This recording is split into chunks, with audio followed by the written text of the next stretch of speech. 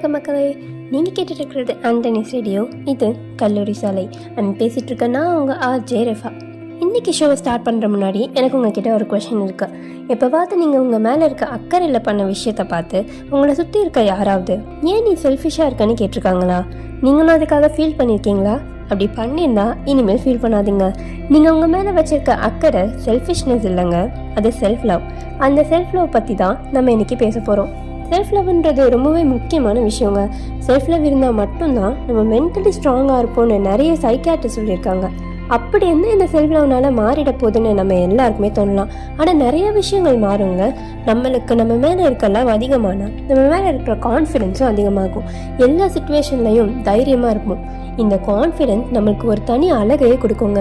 நம்மள பல பேர் மற்றவங்க கூட நம்மளை கம்பேர் பண்ணி நம்ம ரொம்பவே இன்செக்யூராக ஃபீல் பண்ணிப்போம்.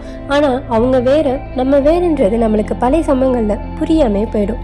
எப்போ நீங்கள் உங்களை லவ் பண்ண ஸ்டார்ட் பண்ணுறீங்களோ அப்போ உங்கள் மேலே இருக்க இம்பார்ட்டன்ஸ் உங்களுக்கு தானாகவே புரியும். அப்படி புரியும் போது நீங்கள் யார் கூடயுமே உங்களை கம்பேர் பண்ண மாட்டீங்க.